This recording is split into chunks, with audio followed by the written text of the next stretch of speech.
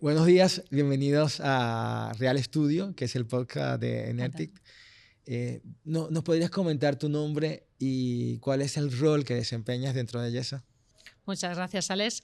Mi nombre es Jason Altuna y soy la responsable de lo que llamamos un mercado que es Industria, Consumer y Business Services, donde precisamente se está produciendo una transformación muy importante y por eso me parecía muy interesante este espacio que vamos a tener de conversación. Sí, he escuchado un poco de tu ponencia y era bien interesante entender cómo las empresas que ya han implementado tecnología dentro de todos sus procesos, probablemente sea indispensable en unos 3, 4 o 5 años el uso de la inteligencia artificial para complementar todo ese tema tecnológico.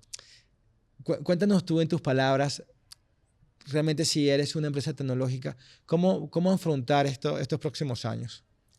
Pues efectivamente tienes toda razón.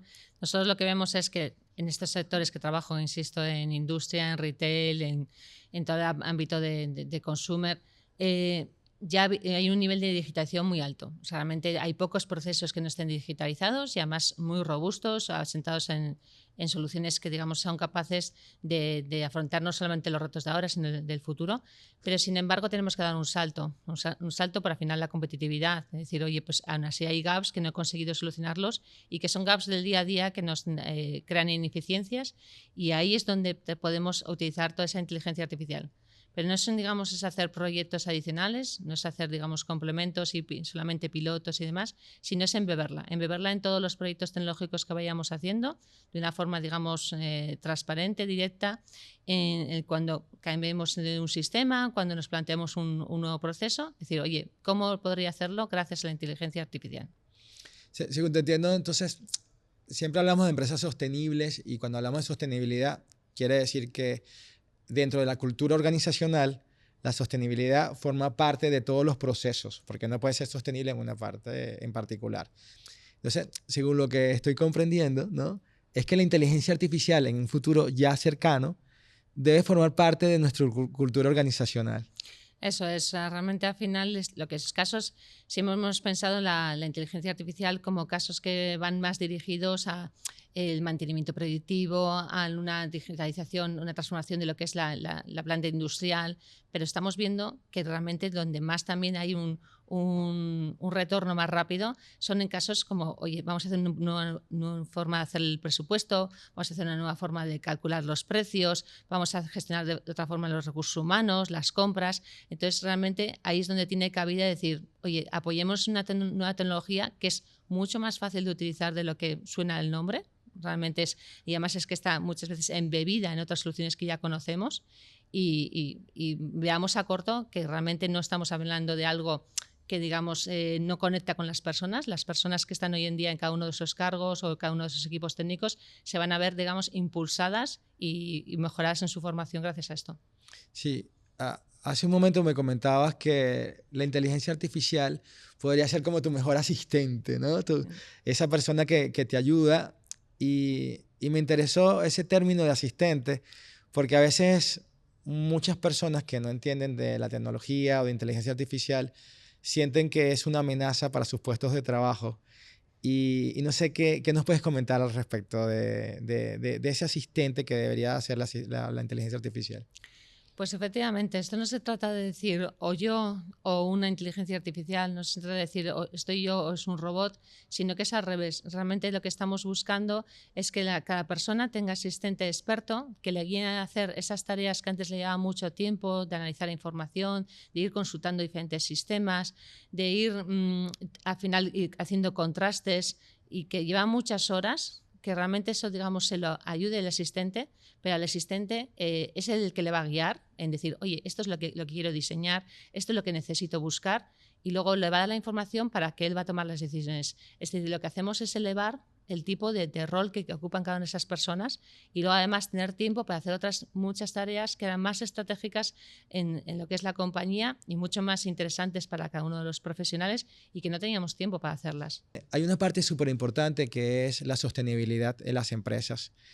Y aquí queremos entender, además que es el paradigma de Enertic, cómo la digitalización y la innovación tecnológica impactan dentro de lo que es la eficiencia energética y la sostenibilidad en una empresa. Sí, bueno, nosotros llevamos siendo ya varios años socios de NERTI, de hecho, sponsor al máximo nivel de este congreso, precisamente porque creemos en esos valores, en la eficiencia energética y en la sostenibilidad. Y hemos hecho, o sea, ¿cómo vemos que impacta? Al final tenemos muchos casos de proyectos, hemos ido presentando a lo largo del tiempo de proyectos que con un componente tecnológico, con un, digamos, un objetivo de eficiencia, lo que está buscando en el fondo es una eficiencia energética, no solamente eficiencia operativa. ¿En qué sentido? En que muchas veces estamos hablando de proyectos que lo que buscan es ahorrar, por ejemplo, los consumos en todo lo que son los procesos industriales más intensivos en consumo de energía eléctrica, o están buscando eliminar lo que son los desechos, digamos las mermas que existen en un proceso productivo, porque al final cada vez que retiramos un producto que tiene unas deficiencias, hemos consumido materiales, hemos consumido energía, o sea, eso realmente es desperdicio. Y así también hemos hecho proyectos, por ejemplo, de la parte de energía con todo el tema de renovables. Es decir, es ya de nuevo, igual que decimos que digitalización y IA van de la mano, sostenibilidad, todas nuestras empresas lo tienen claro, que no podemos, o sea, no son tres ámbitos de desarrollo independientes, sino que todo lo que hagamos tiene que tener esos tres tics, ¿no? Es decir, digitalización, Sí, inteligencia artificial lo que pasa es que yo a veces creo que no hay como un... O sea, como que las empresas o algunos profesionales no entienden esa relación directa entre lo que es la digitalización y la sostenibilidad. Tú nos podías ayudar con un caso práctico, algo muy sencillo, que exprese cómo impacta la digitalización en un proceso de sostenibilidad. Vale, pues por ejemplo, hay casos de proyectos, digamos, que ya hemos presentado, entonces lo podéis ver en la web de NERTIC, donde, por ejemplo, pues en una acería, realmente lo que estamos es trabajando con toda la información que existe en los diferentes procesos, de todo, digamos, el proceso de fundido, el proceso de generación de un tubo y demás, para coger toda la información y decir, bueno, cuál sería, no solamente cómo eficientar ese proceso, sino cuál sería la temperatura del horno más ajustada para evitar un consumo de energía superior. Claro, entonces podríamos decir que va asociado a que cuando yo optimizo procesos operativos que hacen que consuma más energía, que sea más tiempo de producción, que puedan afectar Eso la es. eficiencia energética o hasta la huella de carbono o Eso cosas es. adicionales, yo mejorando esos procesos estoy ayudando a que mi empresa sea más sostenible. Eso es. Y otro caso, por ejemplo, que te decía de las mermas, pues es en automoción. Al final hay una serie de procesos, el montaje bruto, la pintura, la parte, o sea, cada vez una cadena y al final, contra antes en esa cadena, digamos, de creación de montaje de un coche, identifiques un problema, pues mejor. Por eso lo que hacemos es con la digitalización e la inteligencia artificial, es decir, vamos a realmente revisar eso que ha hecho el robot, revisar eso que nos dice el sistema para volver a decir, hay un asistente que te dice, aquí controlado de nuevo, para que no se pase a la siguiente fase y nos demos cuenta que luego al final hemos creado unos vehículos que no se pueden, digamos, al final sacar a Sí, la porque calle. al final Y estos hayas vuelto a vehículos también gastar, tienen que ¿no? cumplir con regulaciones y demás cosas que tienen que estar contempladas Es en la el tema, sostenibilidad. sí, está claro. Entonces, al final son unos materiales y unos consumos que has desperdiciado. Por eso tienes que ser sostenible de esa forma. Sí, ¿y cómo abordamos el tema de la automatización y la inteligencia artificial?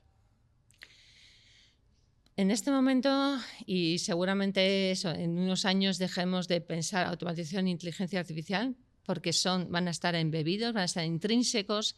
Es la automatización, estamos siempre enfocados a hacer esas, digamos, tareas repetitivas, automatizarlas, que no hubiese que hacer una tras otra.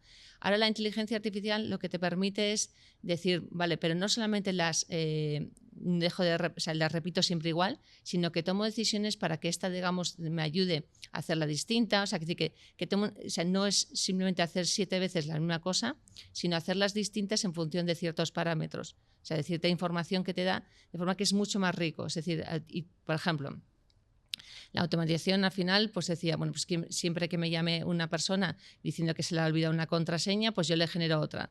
Pero igual puedo aprovechar y decir, oye, mira, esta persona está...